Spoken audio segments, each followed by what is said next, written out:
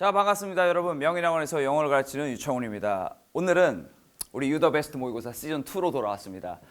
여러분이 시즌1에 있는 문제들을 풀고 그 당시에도 선생님이 주요 문제들에 대해서 해설 강의를 제공을 해줬죠. 오늘도 역시 마찬가지로 시즌2에서 주요 시즌1 때는 2회가 있었어요. 근데 이번 시즌2에는 3회로 구성을 했습니다. 그래서 그 3회차에서 각각의 회차에서 주요 문항들, 꼭 여러분들이 이 포인트는 꼭 알고 수능장으로 갔으면 좋겠다라는 것을 설명해 주기 위해서 이렇게 영상을 찍고 있습니다.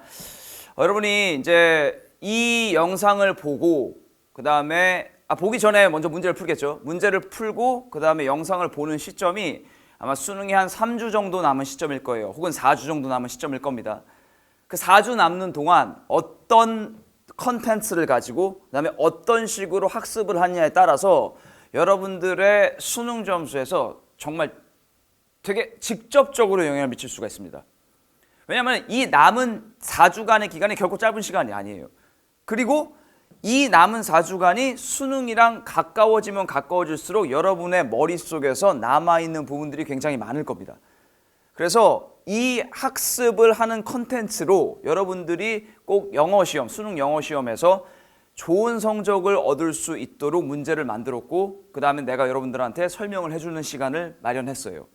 그러니까 여러분들이 꼭 이 시험지에서 이 올 수능에, 올해 있을 수능에 있을 영어시험에서 최상의 점수를 받을 수 있도록 꼭 준비가 잘 됐으면 좋겠습니다.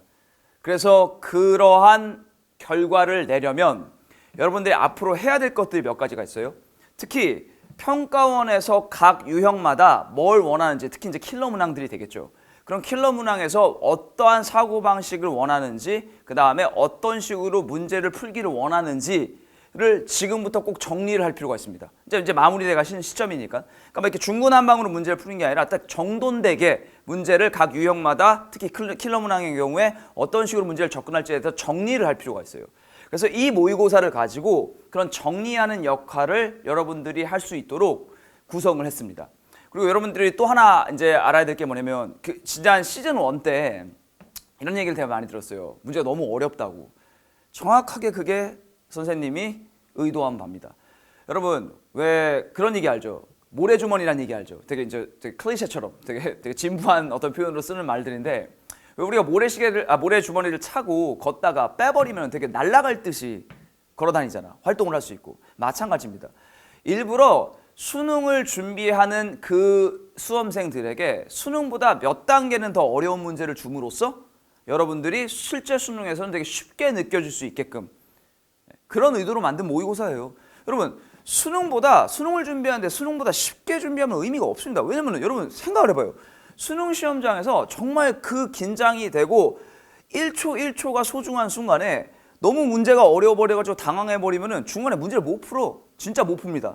그런 상황이 발생하지 않으려면 미리 수능보다 조금 더 몇 단계는 어려운 문제를 먼저 접해놔야지 내가 이렇게 훈련이 됐지 이 정도는 풀 수 있어 라는 느낌이 온다고 진짜 그럽니다. 그러니까 그러한 효과를 내기 위해서 문제를 만들었고 시즌 1 때보다는 조금 더 쉬워요. 시즌 1 때가 한 1등급 비율을 한 2~3%에서 맞추려고 노력을 했습니다. 그리고 평균 점수가 실제로 한 55에서 한 58 이상이 나왔어요. 두 회차 둘 다. 근데 이거는 그거보다는 조금 더 쉽게 한 60점대 초반? 1등급 비율을 한 3~4%로 맞추려고 노력을 했어요. 실제 수능에서는 한 5에서 7%의 레인지 사이에서 1등급 비율이 나올 겁니다. 오케이? 그래서 그거보다는 조금 더 한두 단계 난이도가 높은 문제를 풀면서 여러분들이 실제 수능장에서는 당황하지 않도록 구성을 했습니다. 아셨죠? 그리고 듣기 문제 같은 경우에도 좀 어렵게 일부러 만들었어요. 그건 아시죠? 듣기가 정말 중요해요. 왜냐면 듣기에서 몇 문제를 틀려버리면 당황해버리면 뒤에 있는 문제까지 너무나 영향을 미치고 두 번째는 뭐냐면 듣기를 풀 때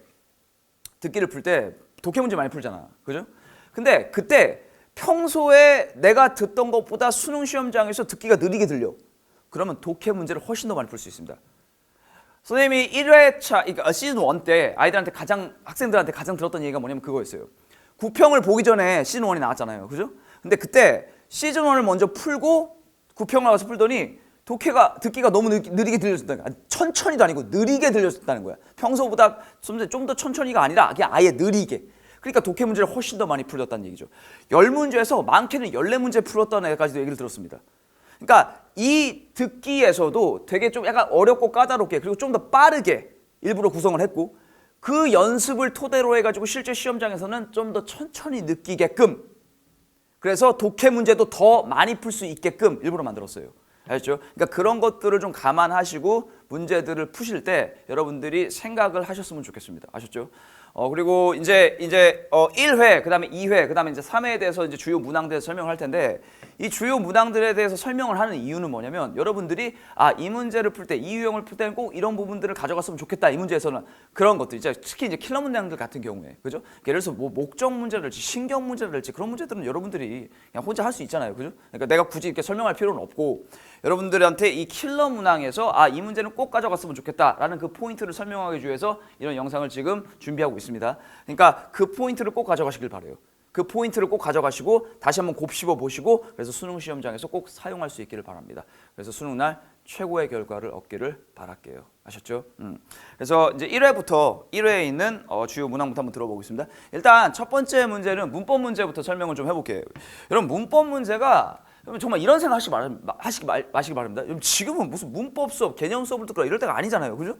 그러니까 그리고 문법에 대한 내용을 안다고 해서 문제를 푸는 게 아닙니다. 그러니까 문제가 어떤 식으로 나올지에 대해서 여러분들이 알고 있어야지. 그리고 그 문제 유형을 볼 수 있어야 된다는 거야. 뭘 물어보는지.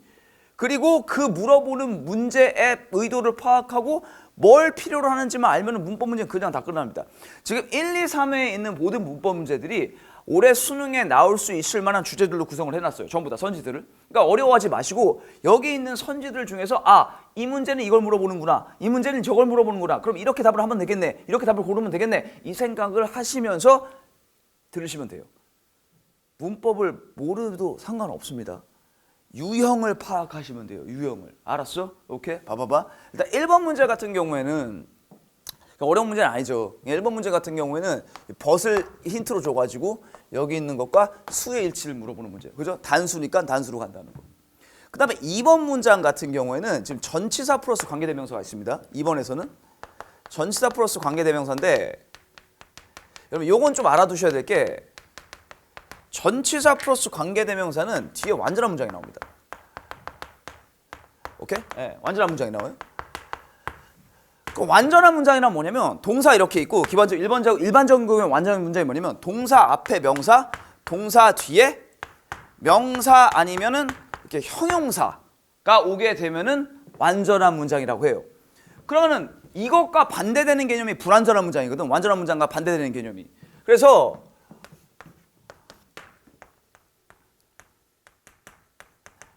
불완전한 문장 같은 경우에는 동사 앞에 혹은 동사 뒤에 얘 명사 혹은 얘 형용사나 명사 둘 중에 하나가 없는 경우를 불완전한 문장이라고 합니다. 근데 원래 일반적으로 그냥 관계대명사만 나오게 된다면 불완전한 문장이 나와요. 오케이? 근데 전치사 플러스 관계대명사 이런 것처럼 위니치 같은 경우에는 완전한 문장이 나옵니다. 근데 여기서 하나 더 알아둘 게 뭐냐면 그럼 이렇게 두 개가 다 있으면 완전한 문장이야. 동사 앞에 명사, 동사 뒤에 명사 아니면 형용사. 근데 얘 같은 경우는 꼭 알아둬야 될 게 여러분들이 이렇게 비동사 플러스 PP로 표현된 수동태 있죠. 수동태는 완전한 문장이에요. 아셨죠? 네, 완전한 문장. 그래서 수동태 같은 경우에는 완전한 문장이기 때문에 얘는 괜찮다 이겁니다.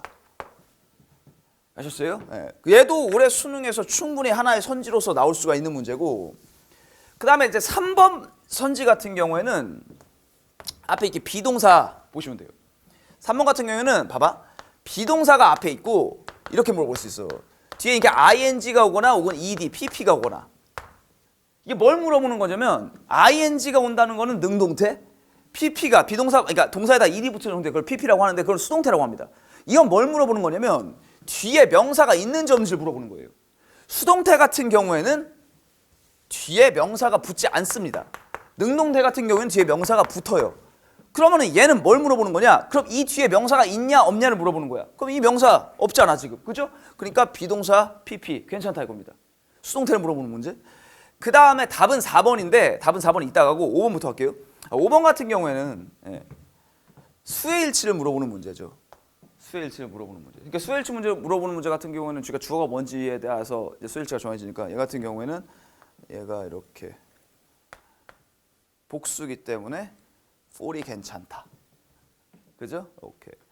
그럼 이제 문제가 답이 4번 아닙니까? 여러분 4번 문제 같은 경우에는 지난 9평에서도 답으로 됐던 문제예요.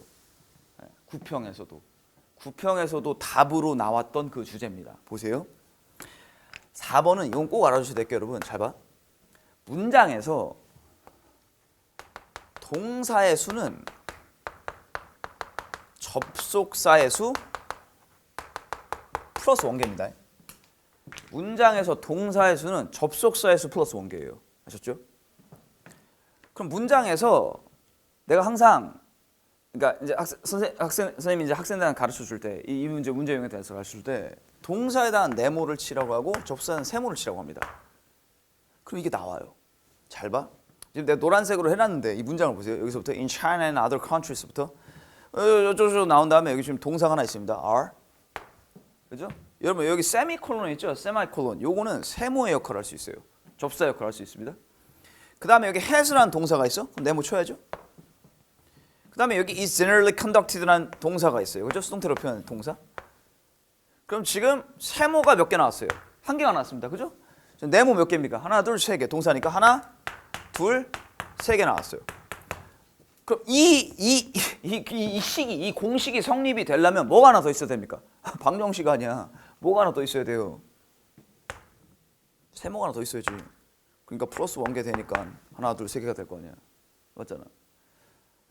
얘가 잘못됐다는 거죠. 여기에 위치를 써줬어야 됩니다. 관계대명사. 앞문장 전체를 받아주는 관계대명사. 관계대명사는 세모예요. 그러니까 이것까지 알 필요 없고 어쨌든 간에 세모가 하나 없잖아. 그럼 이 자리가 뭔가 잘못됐다는 거죠. 이순 대명사지 접사가 아니니까. 여러분 꼭 알아두세요. 관계대명사는 접속사예요. 아셨어요? 오케이. 그래서 문법 문제 같은 경우에는 이렇게 해결하면 되는 것이고 이 문제 같은 경우에 이게 진짜 중요해요. rather이란 단어가 굉장히 중요합니다. 이 rather이란 단어가. 오케이? 그래서 여기다가 이거 좀 써놓으세요. 쓰면서 한번 해보세요. 그냥 듣기만 하지 마시고 쓰면서 머릿속으로 들어가니까 정리가 되면서 봐봐. 이 rather이 어떤 역할을 하냐면 이런 역할을 합니다. 이게 삽입 문제에서도 되게 요긴하게 쓰여요. 오케이? 뭐냐면 봐. 예를 들어서 A란 내용이 있어. rather이란 내용이 있고 그 다음에 이렇게 B가 있단 말이야. 오케이? 그러면 얘와의 관계가 어떤 관계냐면 이게 재진수 관계예요. 재진수 관계. 그러니까 똑같은 얘기를 하는 겁니다. 똑같은 얘기를 하는 거예요. 재진수 관계. 굉장히 많은 경우에 엄청나게 많은 경우에 A rather 다음에 B가 나오잖아. 그럼 얘랑 얘와의 관계는 재진수 관계. 아셨죠? 이렇게 알아두시면 돼요. 지금까지 나왔던 평가원에서 rather를 사용한 문제들이 몇 문제가 있습니다. 삽입 문제에서도 2문제 이상이 있고 그다음 빈칸 문제에서도 문제가 있는데 그때 이 rather의 사용법은 뭐냐면 A와 B와의 재진술 관계예요. 근데 여기서 또 하나 주목할 게 하나 있습니다. 뭐냐면 A의 내용에서는 항상 부정어가 들어가 있어요. 부정어 포함. 부정어 포함. 이런 느낌입니다. 걔는 나쁘지 않아. rather이 오히려거든. 오히려 걔는 착해. 요런 느낌이라고. 그럼 봐봐. 나쁘지 않아. 걔 착해. 오히려 나쁘지 않아. 걔 착하다니까? 재진수 관계 맞잖아. 똑같은 얘기 하는 거 아니야? 안 나빠. 착해. 똑같은 말 하는 거 아니야. 부정어가 포함되어 있습니다. 아셨어요? 문제 보세요. 그러면 이런 문제에서 그러면 이렇게 여기까지 한번 설명하고 들어갈게. 봐봐. 그럼 예를 들어서 이런 문제에 여기에 빈칸이 뚫렸어. B자리에 빈칸이 뚫렸다고 봐봐. 빈칸이 뚫렸습니다. 빈칸이.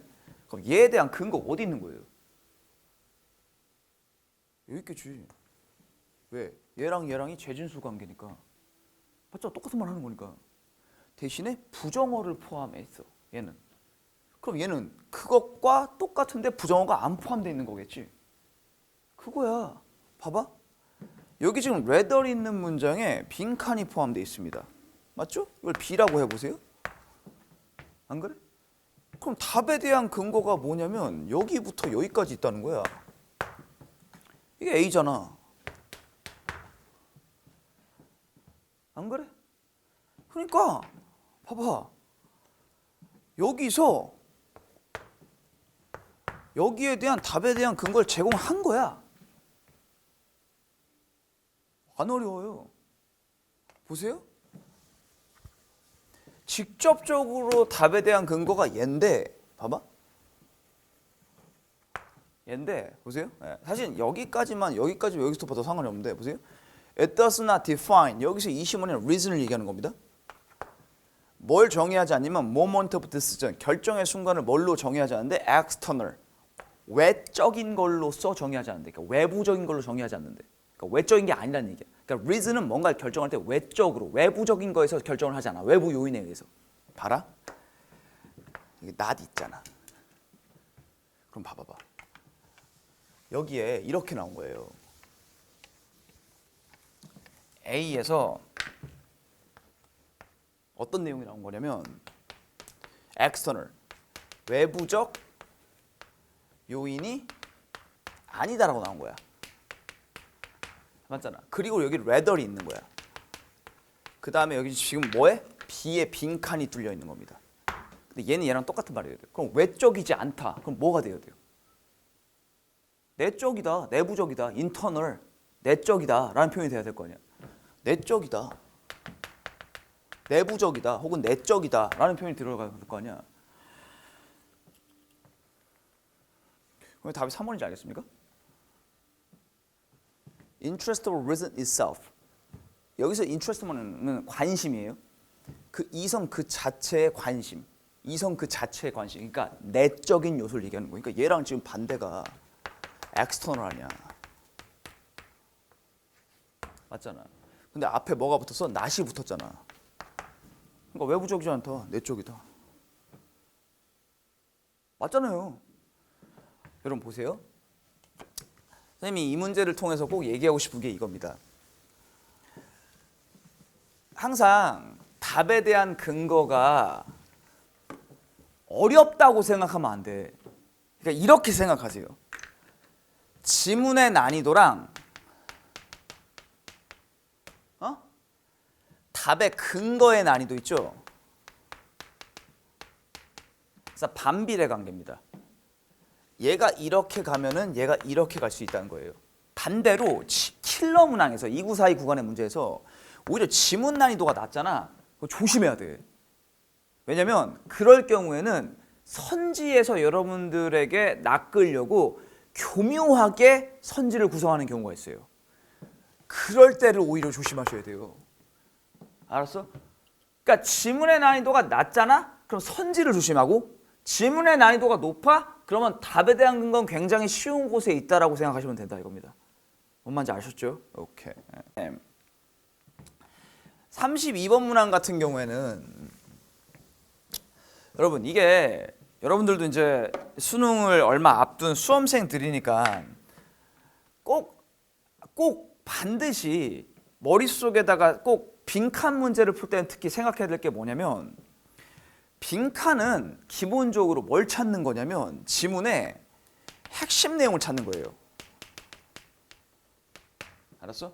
이게 선생님이 하는 말이 아니라 평가원에서 매년마다 매뉴얼을 만들어요. 매년은 아니고 한 2년마다 만들 때도 있고 어쩔 땐 매년마다 만들 때도 있고.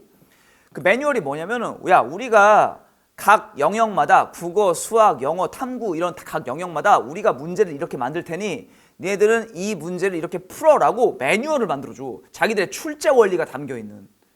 그 출제 원리가 담겨있는 그 매뉴얼 중에 또 영어 같은 경우에 유형별로 나눠요. 그러니까 뭐 대입학 문제들 있죠. 주제, 요지, 주장, 제목 막 이런 문제들 있지. 사실확인 문제, 그 다음에 뭐 문법 문제, 어휘 문제, 그 다음에 이런 빈칸 문제처럼 유형별로 그러면 우리가 이 문제는 이렇게 만들 테니까 이렇게 풀어라고 또 자세하게 친절하게 설명을 해줍니다.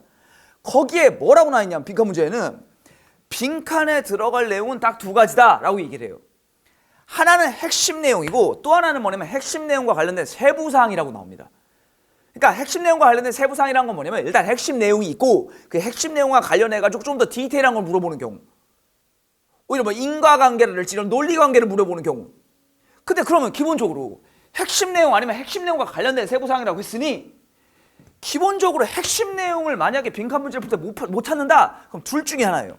찍어서 맞추거나 찍어서 틀리거나. 찍어서 틀리면 좋겠죠. 근데 그거를 기대하고 우리가 수능을 준비했습니까? 지금까지? 그렇지 않잖아요. 그러니까 핵심 내용을 무조건 찾는다고 생각을 하고 빈칸에 들어가야 돼. 알았어? 그럼 봐봐. 그러니까 방금 전에 있는 31번 문제 같은 경우는 rather 같은 특별한 장치가 있으니까 굳이 그거를 이것까지 알 필요가 없는데, 맞잖아. rather이라는 특별한 장치가 있으니까. 그러니까 그런 문제 같은 경우는 되게 땡큐야. 핵심 내용을 못 찾더라도 rather이라는 장치 하나 때문에 앞뒤 관계로 그냥 답을 끝내버릴 수 있으니까. 그런 문제가 있어 물론. 근데 그런 문제가 아닌 경우가 있을 수 있잖아. 그런 문제는 기본적으로 빈칸 문제의 핵심 내용이야. 그럼 핵심 내용을 표현하는 가장 기본적인 방식이 재진술이에요. 똑같은 말을 다르게 표현해 놓는 거. 알았어? 아까 말한 것처럼 A, 앞에 있는 내용과 뒤에 있는 내용이 같듯이, 근데 다르게 표현됐잖아. 앞에 있는 건 부정어가 포함됐잖아요. 맞죠? 그런 식입니다. 여러분 보세요. 내가 지금 선생님이 지금 이 문제에다가 노란색으로 칠해진 부분이 전부 다 재진술이 된 부분입니다. 오케이? 재진술이 된 부분이에요.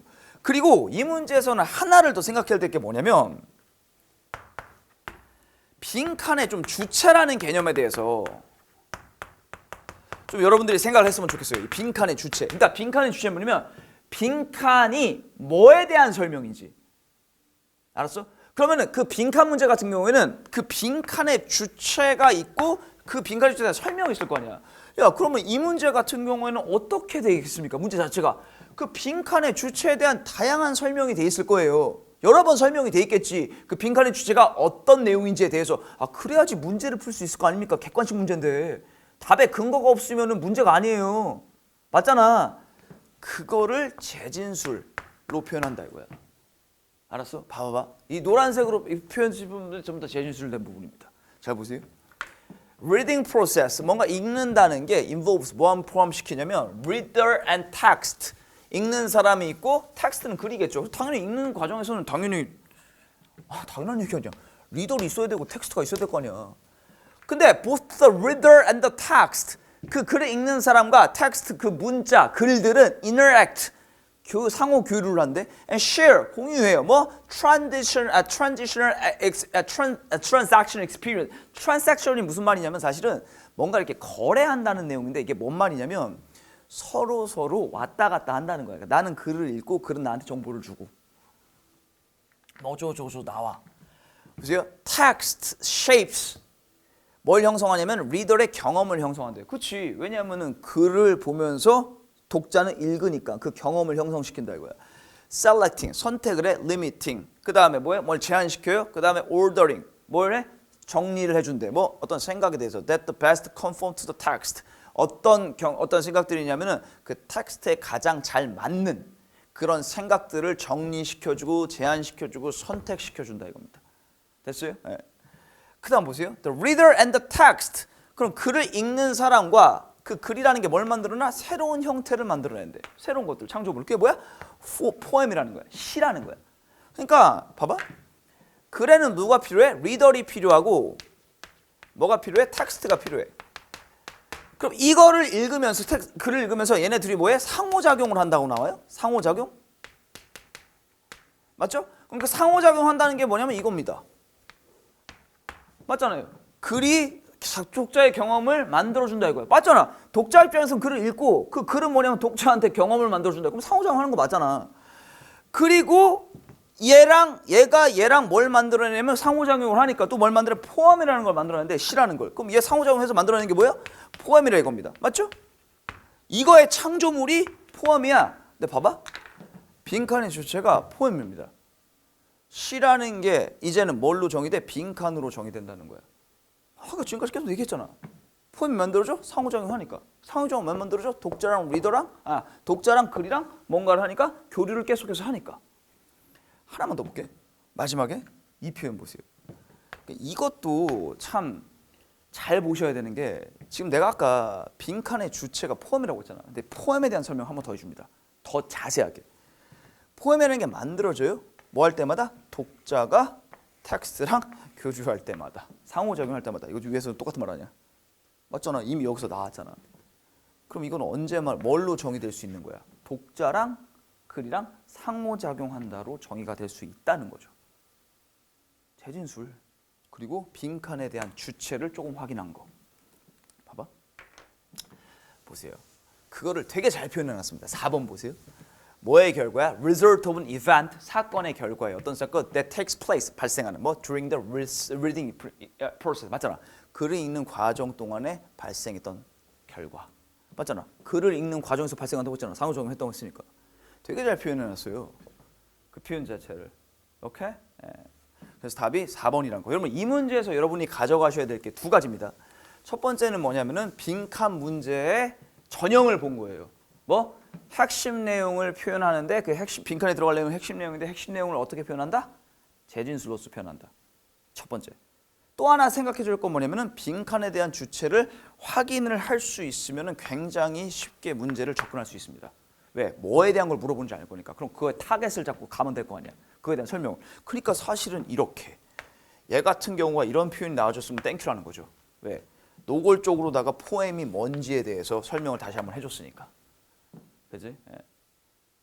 아셨죠? 오케이. 자, 여러분 이제 33번 문제입니다. 지금 계속해서 이렇게 빈칸 문제를 보고 있는데 여러분 빈칸 문제에서 기억해야 될 게 기본적으로 빈칸에는 어떤 내용이 들어간다?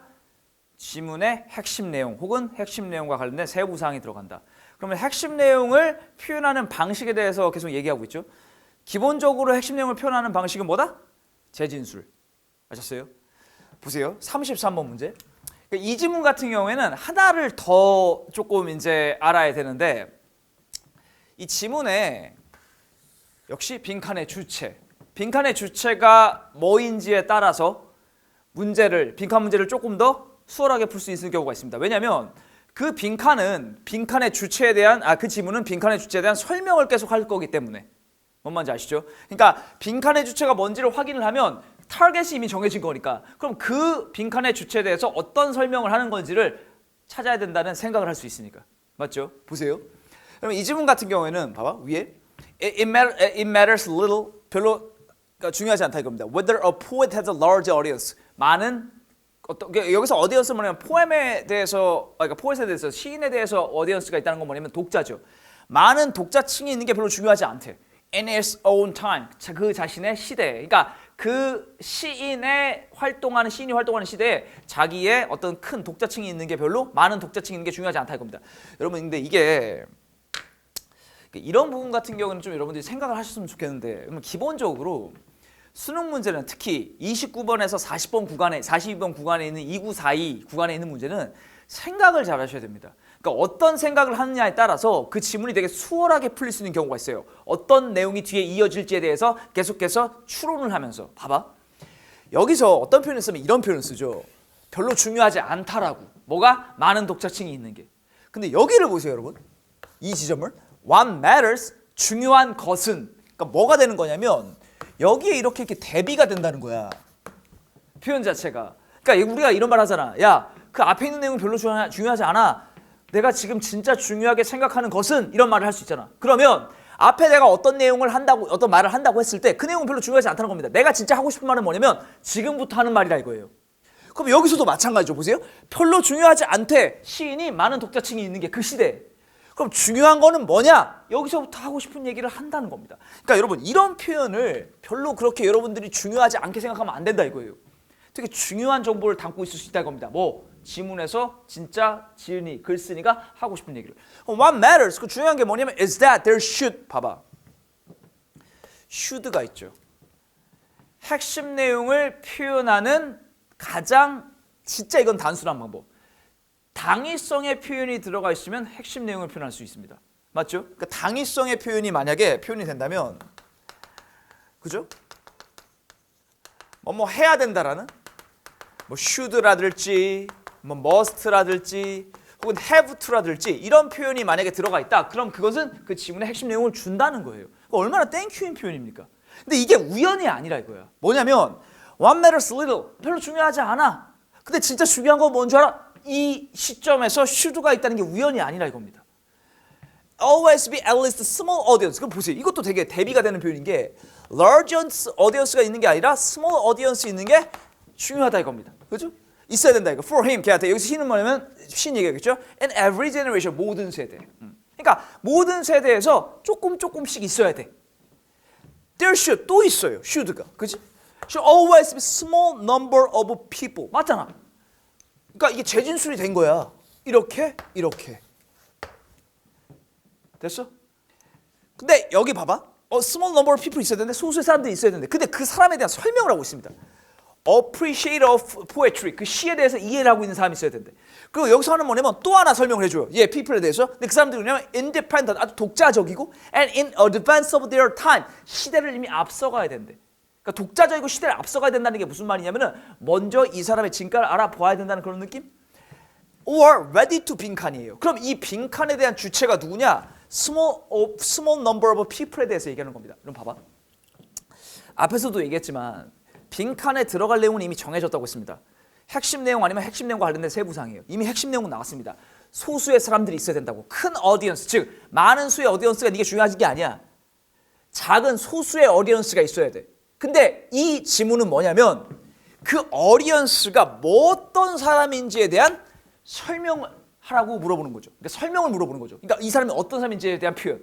그럼 이거는 뭐냐면 핵심 내용과 관련된 세부사항을 물어보는 겁니다. 이 사람이 누군데? 그래, 많은 사람이 필요 없어. 그냥 소수의 사람들이 있어야 돼. 그게 핵심 내용이야. 근데 그 소수의 사람이 누군데? 라는 걸 물어본다는 겁니다. 그러니까 이러한 타겟을 확실하게 알면 되게 뒤에 수월해요. 왜냐하면 거기에 대해서 신경을 쓰면서 찾을 거니까. 읽을 거니까. 봐봐. 이 사람들이 누구냐? 봐봐. The development of culture does not mean 여기도 하나 잘 보셔야 될 게 이걸 한번 보세요. 이거. 이 rather이라는 표현을. 그러니까 여기서도 그러면 지금 얘에 대한 설명이 이 사람들에 대한 설명이 들어가야 되는데 얘에 대한 설명이 뒤에 나옵니다. 근데 잘 보세요. 여기 rather이 있어. 앞에서도 앞문자에서도 여러분 봤는데 A 나온 다음에 rather 나온 다음에 B가 있다면 얘랑 어떤 관계라고 했습니까? 재진술 관계라고 했어요. 그리고 다시 한번 복기를 해보자면 A에는 어떤 내용이 들어간다? 부정어가 들어간다고 했습니다. 맞죠? 그러면 만약에 A에 있는 내용에서 캐치를 못했다 내용을 그럼 B에서 한 번 더 뭐가 있다는 거야? 세컨 찬스가 있다는 얘기입니다. 이거는 앞에 한 번, 뒤에 한 번, 뒤에 두 번의 설명을 줬다는 얘기예요. 그럼 보세요. 앞에 여기서 does not mean이라는 부정어가 있죠. 그러면 얘 앞과 얘 뒤는 똑같은 내용을 표현한다는 겁니다. 그러면 어쩌고저쩌고 표현이 있어요? 그거 확인해 볼게요. 그럼 rather이 나와. It means 뭘 의미하냐면 maintenance of such elite. 그러한 엘리트층을 유지해야 된대. With the main, 아주 주가 되는. More passive, 그 사람들이 누구냐? 아주 수동적인 리더들이래. 그러니까 그룹, 바디가 뭐냐면 그룹이거든? 그럼 리더의 어떤 수동적인 층이라는 게, 독자층이라는 게 무슨 말이야? 그 그룹이 뭐라고 하냐면 수동적이라는 게 여기서 무슨 말, 나쁜 말이 아니야. 수동적이라는 건 여기서 무슨 말이냐면 어떤 시인이 어떤 글을 쓰잖아. 그걸 그대로 받아들이는 사람입니다. 수동적으로 받아들이면 그 작가의 의도에 그대로 그냥 흡수를 해버리는 사람, 그 의도 자체를. 그러니까 나쁜 말이 아니에요. 그러니까 그 작가의 의도를 잘 파악하는 사람이겠죠. 있는 그대로. And not slagging more than a lag behind가 무슨 말이냐면은 뒤처지다. 그러니까 한 세대 이상 뒤처지면 안 된대. 그러니까 잘 받아들이고 그 다음에 뒤처지지 않는 사람이어야 돼. 누가? 그 독자층이. 그러니까 그럼 rather 전에 있는 사람들은 뭐냐면 그것과 똑같은 표현을 할 거예요. 잘 받아들이고 뒤처지면 안 되는 사람들, 빨리빨리 캐치를 해야 되는 사람들. 근데 이게 사실은 여기서도 한번 나옵니다. 시대를 한번 앞서가야 된다는 거. 맞잖아요. 그럼 여기에 들어갈 말은 뭐냐면 작가의 의도를 잘 받아들이고 뭐다? 뒤처지면 안 된다는 거. 여러분 그거를 표현한 게 정확하게 나옵니다. 보세요. 선지. 1번 선지를 보시면 assimilate novelty more quickly라고 나오잖아. 근데 여기서 assimilate가 원래 어떤 뜻이 있냐면은 동화되다는 뜻이 있어요. 어떤 뭔가 어떤 문화나 이런 거에 동화되다.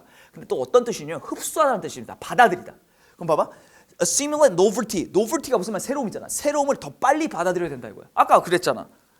여기서 뭐라고 했냐면 먼저 시대에 앞서가야 된다고 했고 그 다음에 rather immense maintenance. 그러한 엘리트층. 엘리트층이 무슨 말이냐면 독자 입장에서는 내 의미를 잘 받아들이는 엘리트층을 얘기하겠죠. 그리고 passive. 잘 받아들여야 돼? 여기. 뒤처지면 안 된다고 했으니까.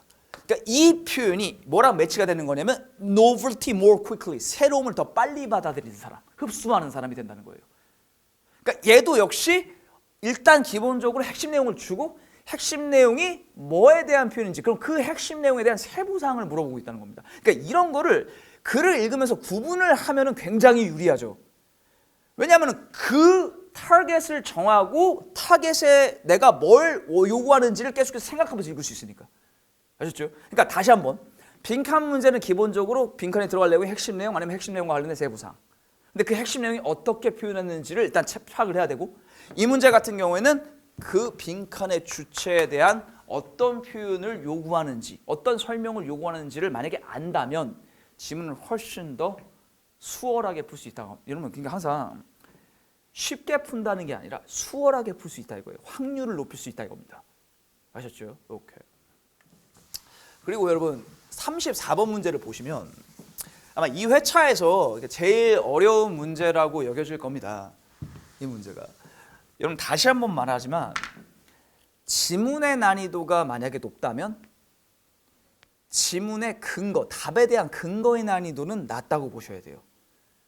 그리고 만약에 지문의 난이도가 낮아? 그럼 답의 근거의 난이도가 높습니다. 그러니까 오히려 지문을 여러분들이 어렵다고 느끼면 느낄수록 답에 대한 근거는 되게 쉬운 곳에 있을 수 있다. 이런 생각을 꼭 하세요. 심리적으로 엄청 도움이 될 겁니다. 실제 수능을 볼 때는 심리가 되게 중요해요. 어마어마하게 중요합니다. 진짜예요. 왜냐하면 생각을 얼마만큼 긴장을 안 하고 하는 것과 생각을 긴장하고 하는 것에는 어마어마한 차이가 나요. 진짜로. 이 사고력에. 왜냐하면 이런 문제 다 사고력 문제들이니까. 외우는 게 아니잖아. 그죠? 그럼 이걸 문제 보세요.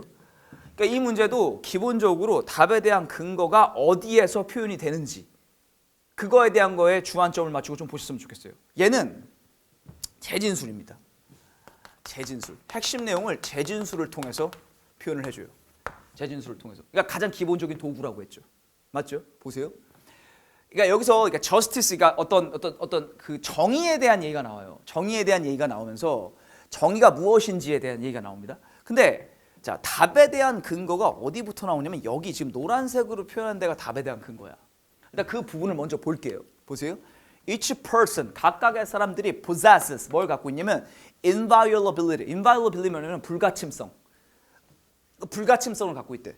Founded, 어디 위에 놓여져 있는 in justice, 즉 정의 위에 놓여져 있는 불가침성을 갖고 있대.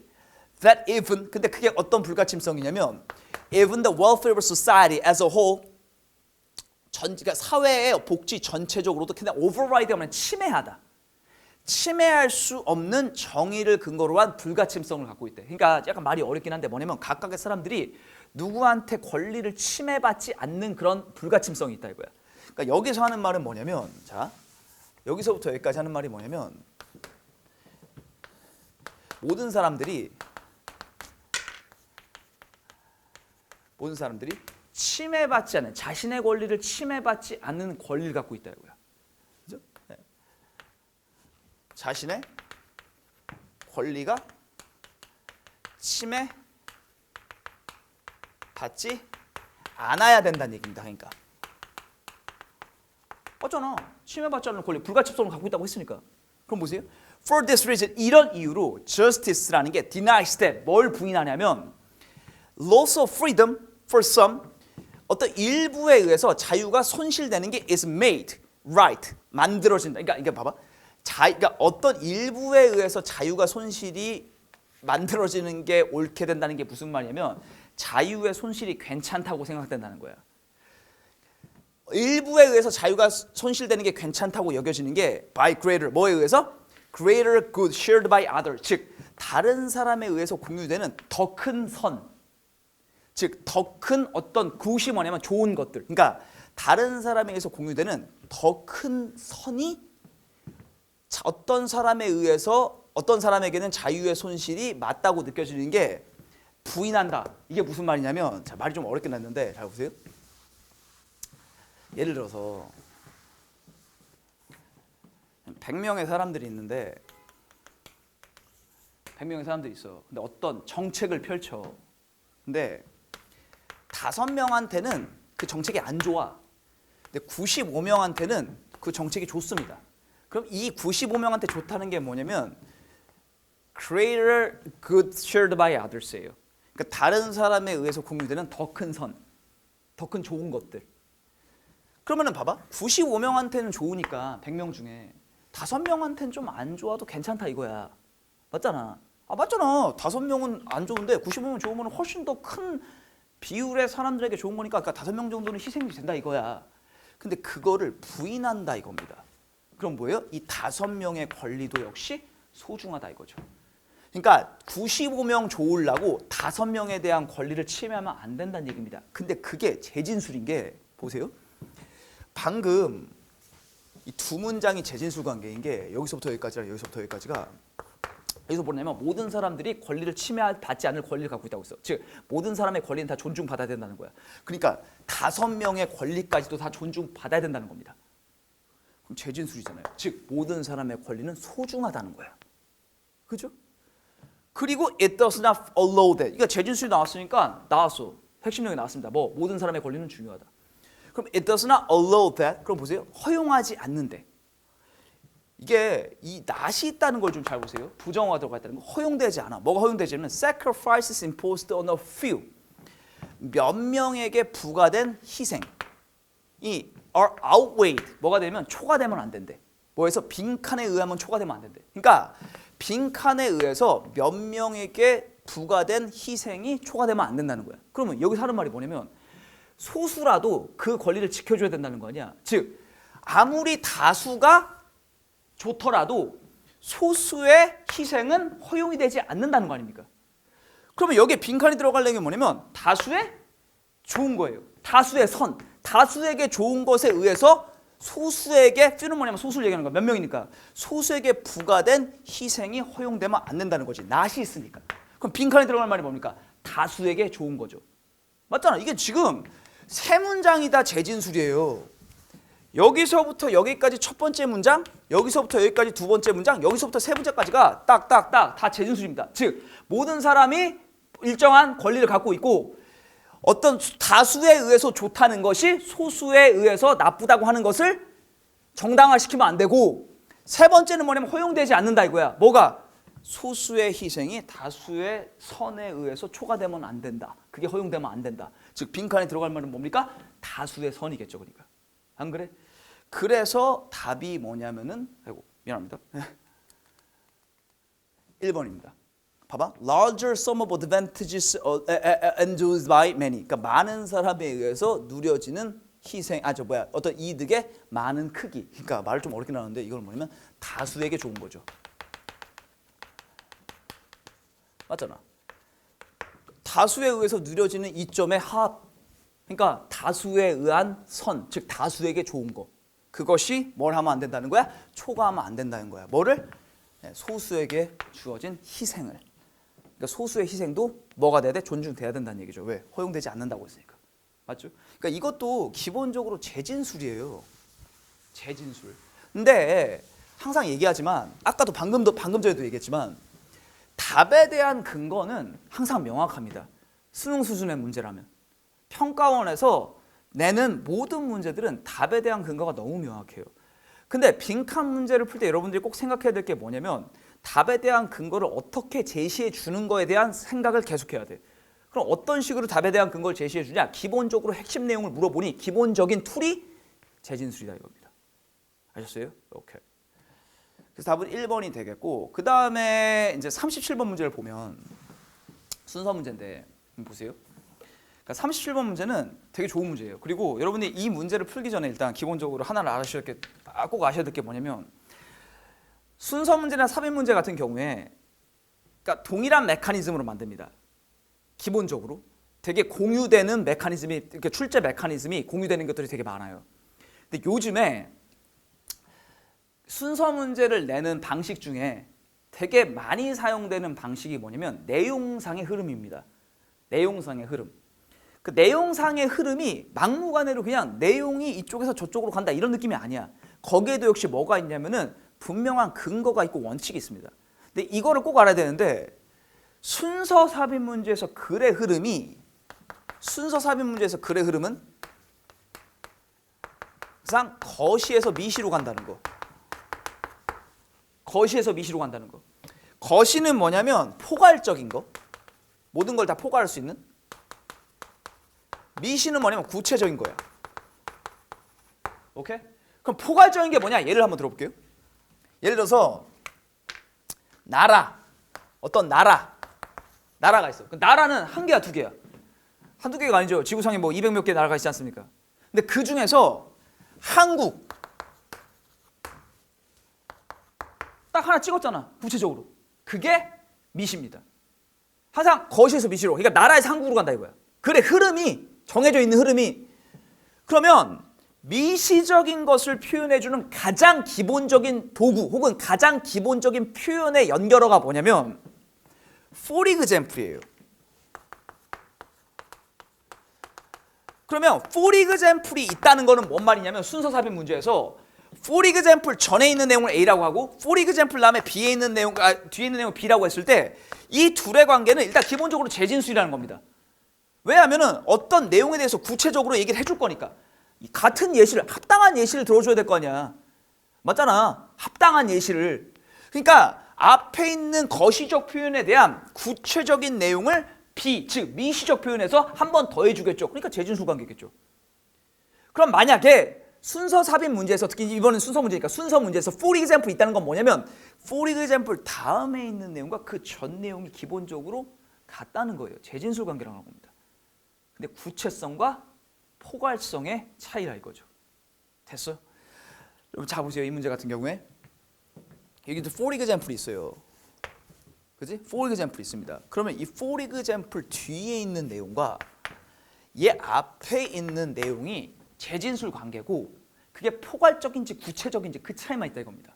그러니까 만약에 여러분들이 여기서부터 글을 읽어 나갈 거 아닙니까?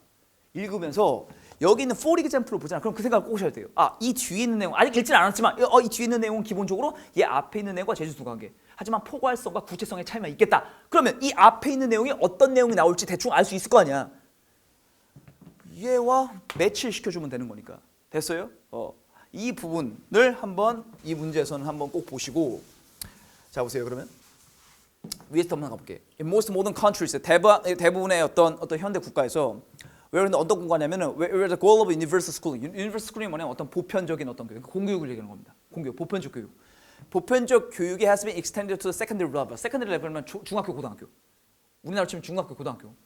그 중학교, 고등학교로 확장된 그 공교육이 보편적 교육이 중등 교육, 중고등학교 교육으로 확장된 모든 국가에서는 distinctions in status 차이의 어떤 신분의 차이 between primary and secondary school teachers. 그러니까 primary는 뭐냐 초등학교.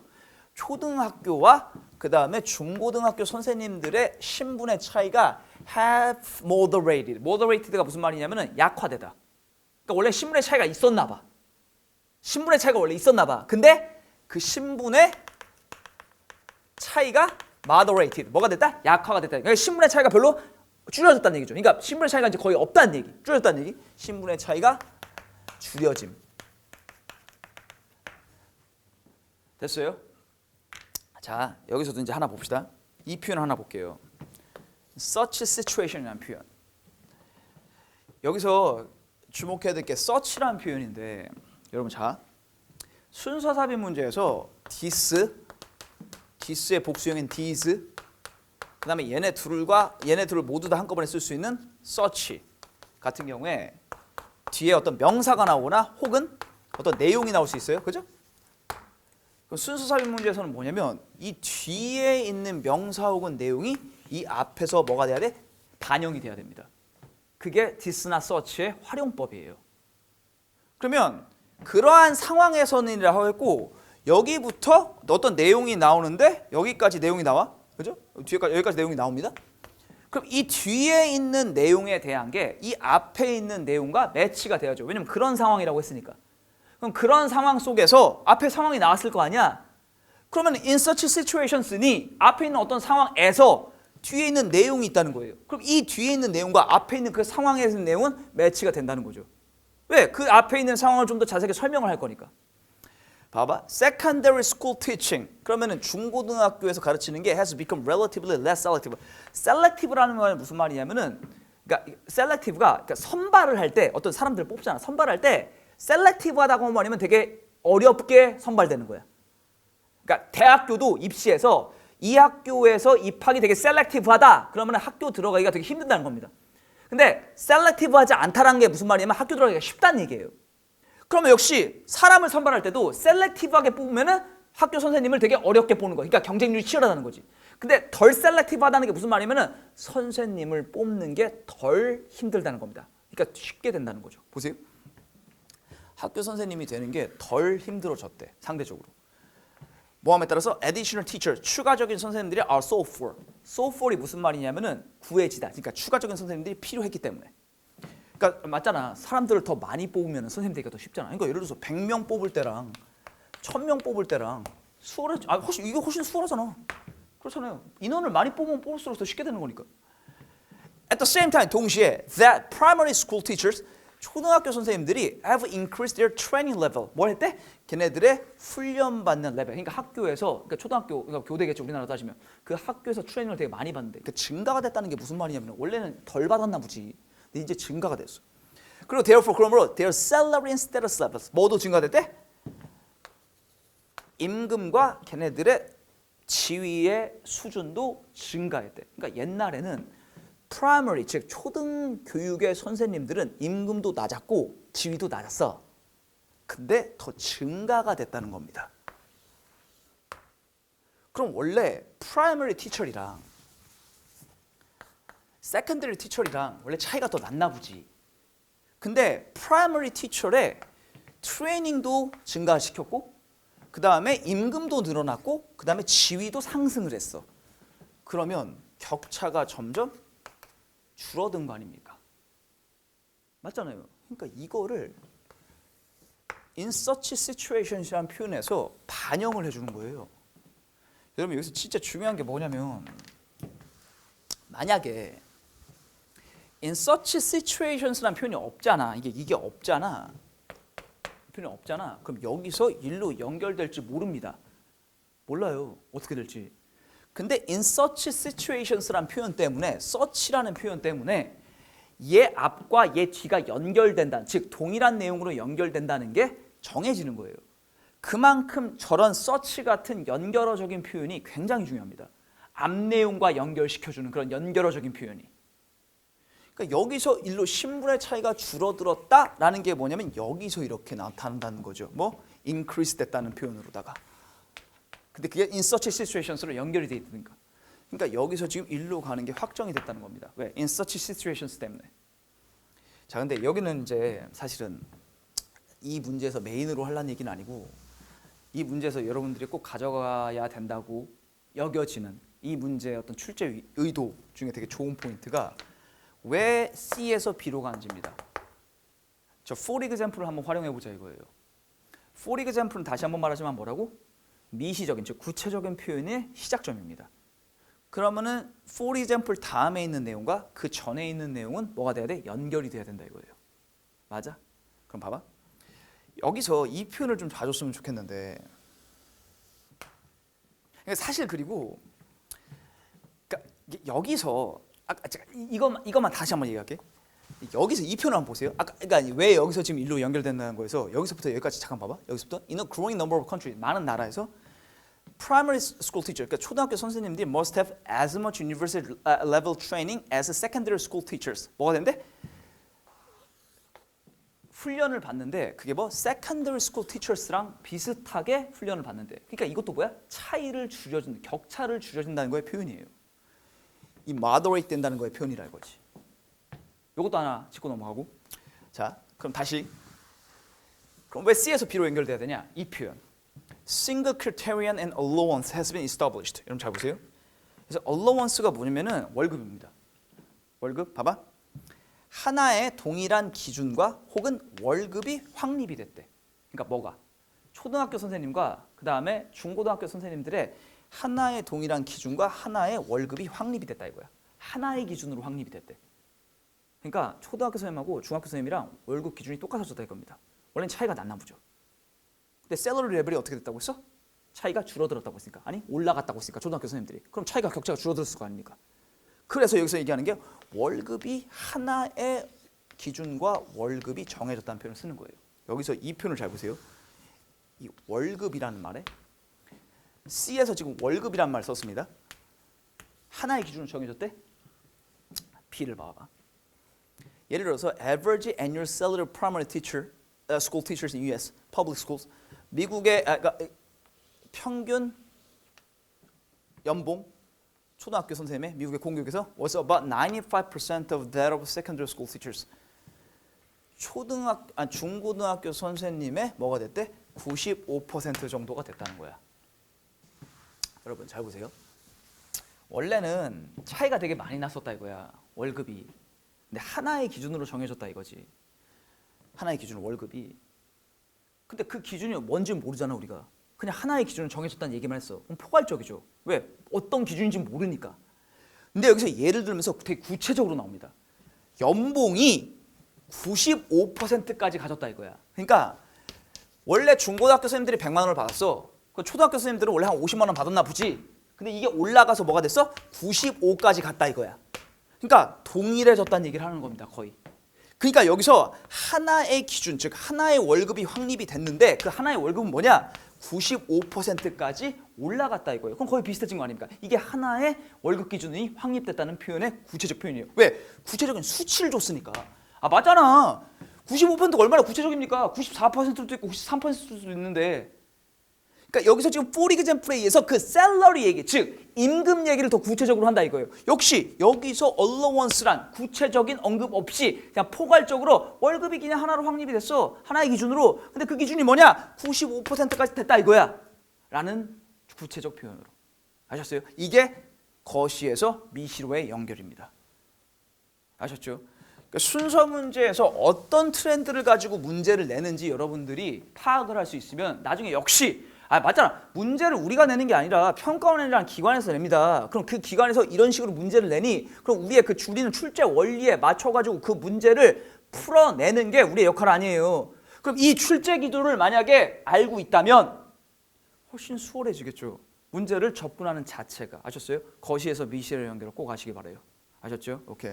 이게 엄청나게 요즘에 많이 사용하는 순서 문제 출제 원칙 원리입니다. 아셨죠? 오케이. 자 그리고 38번 삽입 문제를 한번 볼게요. 그러니까 이 문제도 역시 그러니까 어떤 지점에서 문제를 내며 어떤 표현을 통해 가지고 답을 여러분들한테 찾길 요구하는지 그러니까 그런 거를 좀 여러분들이 아셨으면 좋겠어요. 계속 그 얘기를 하지 않습니까? 그죠? 앞으로 여러분들이 이제 2회차도 듣고 3회차도 듣고 아닙니까? 설명을 내가 계속 그 얘기합니다. 똑같이 계속 얘기해요. 여러분 이게 지금 객관식 문제잖아. 수능 문제가. 지금 수능 문제에서 이런 객관식 문제에서 가장 좋은 문제 풀이법이 뭐냐면 일관성 있는 문제 풀이법입니다. 왜냐하면 각 문제 유형을 일관성 있는 원칙으로 내니까 중구난방으로 풀면 안 돼. 그 각 출제 유형별 출제 원리에 맞춰서 얼마만큼 일관성 있게 문제를 풀어내느냐 그게 관건이에요. 여러분들이 이제 2회, 3회차의 설명에서 들으면 알 겁니다. 내가 얼마나 일관성 있게 얘기를 하는지 각 문제 유형마다. 그러니까 일관성이 있어야 됩니다. 아셨어요? 일관성. 잘 보세요. 이 문제 같은 경우는 even이라는 표현인데 even이 이게 비교급 표현이거든. 봐봐. 정치와 interest, 어떤 이익, interest는 이익인데 훨씬 더 inseparable 뭐냐면은 나누기가 힘들다. 그러니까 서로 이렇게 엮여 있다 얘기죠. 그럼 보세요. 정치랑 interest는 훨씬 더 나누기가 힘들대. 그럼 일단 이 뒤의 내용은 정치와 어떤 이익이 함께 간다는 거 아니야? 간다는 얘기가 나오겠지. 훨씬 더 나누기 힘들다고 했으니까. 그럼 이 앞에서 어떤 내용이 나왔겠습니까? 이 앞에서 비교급을 생각을 해보세요. 훨씬 더 나누기가 힘들대. 그럼 앞에서는 뭐냐면 뭔가 나누기가 힘들다는 얘기가 나오겠지. 뭔가 함께 간다는 얘기가 나올 거야. 그러니까 여기서 훨씬 더 나누기가 힘들다는 표현을 쓰겠죠. 근데 그 앞에서는 어떤 대상인지 모릅니다. 자, 딱 이 문제를 봤을 때 맞잖아. 삽입 문제 볼 때 여러분 일단 여기 박스부터 볼 거 아니에요. 그리고 읽어 나갈 거 아닙니까? 그리고 여기서 어떤 표현이 있는지 어떤 도구를 활용할지를 여러분들이 결정하고 밑에 읽어 나갈 거야. 이 문제 같은 경우는 이분이라는 비교급 표현이 있으니 훨씬 더 나누기가 힘들다. 정치와 이익을. 그럼 이 앞에서는 뭔가 나누기가 힘들다는 얘기가 나올 거고 어떤 대상인지 모르겠죠. A와 B가 나누기가 힘들다는 표현이 나올 겁니다. 그러면 얘가 들어갈 자리는 뭐예요? 어떤 대상인지 모르나 네모와 세모가 나누기 힘들다는 표현이 나올 거고 얘 뒤로는 정치와 이익이 함께 간다 라는 표현이 나올 거예요. 그럼 우리가 이 박스 안에 있는 거를 채워놓을 부분은 다른 어떤 두 개의 대상이 나누기가 힘들다. 그리고 이 뒤는 뭐? 정치와 이익은 나누기가 힘들다. 함께 간다. 라는 표현이 답이 되는 부분이겠죠. 맞아요? 그러니까 여러분 그 부분이 4번입니다. 자 보세요. interest 이익이라는 게 prevalent는 뭐냐 만연해 있는. 그러니까 널리 퍼져 있대. 그리고 permanent 영원하대. 그다음에 essential 중요한 부분이 돼요. 뭐에? all political system 모든 정치 시스템에. 그러니까 이익이라는 게 만연해 있고 아주 영원하고 중요한 부분이야. 뭐 정치 시스템에. 그럼 이건 정치와 이익이 함께 간다는 거예요. 맞잖아. 중요한 부분이라고 했으니까. 이건 확인했어. 그럼 얘 앞에 정치와 이익 말고 어떤 뭔가가 따로 떼어나기 힘들다는 얘기가 나오겠죠. 그래서 여기 이런 표현 나오죠. interest 그룹이라는 게 are natural growth of communities of interest. 이익 집단에서 나온 거라 이거야. 그러니까 얘 앞에서는 뭐냐면 정치 얘기를 안 하고 이익 집단에서 어떤 이익을 추구하는 어떤 공동체 안에서 이익 집단이 발생한다는 얘기가 나오죠. 그럼 이 앞에서는 뭐냐면 그 이익 집단과 그 이익이라는 게 따로 떨어질 수 없다라는 얘기입니다. 그럼 이익과 그 이익 집단, 즉 이익을 추구하는 공동체가 따로 떨어질 수 없다. 즉 여기서는 뒤에서는 정치와 이익, 이 앞에서는 그 이익을 추구하는 공동체와 이익. 다르잖아요. 그러면서 대상이. 그러니까 답이 4번밖에 없다라는 거죠. 맞아. 여러분 삽입 문제는 기본적으로 꼭 여러분들이 생각을 하셔야 될 게 일단 이 박스 안에서 어떠한 단서를 가지고 문제를 여러분들한테 풀려고 요구하는지 그 생각을 하시는 게 되게 중요해요. 아셨죠? 네. 그러니까 그 생각을 먼저 하시고 글을 아까 그 빈칸 문제 설명할 때도 마찬가지인데 그러니까 빈칸에 채워질 내용이 뭔지를 일단 기본적으로 파악을 하면 그 채워질 내용에 대한 설명을 찾으면 될 거 아니야. 그럼 그거에 신경을 써서 읽겠죠. 그냥 막무가내로 그냥 읽는 게 아니라 타겟을 정하고 읽게 됐기 때문에 일부를 해석을 못하더라도 그 타겟에서 아는 표현이 나오면 여러분들이 그 전체적인 내용보다도 그 마이크로한 그 특정한 부분만 이해할 수 있다면 답은 고를 수가 있습니다. 우리가 전체 지문을 다 이해하지 못해도 답을 고르면 사실은 땡큐인 거 아니에요? 오케이인 거 아닙니까? 마찬가지예요.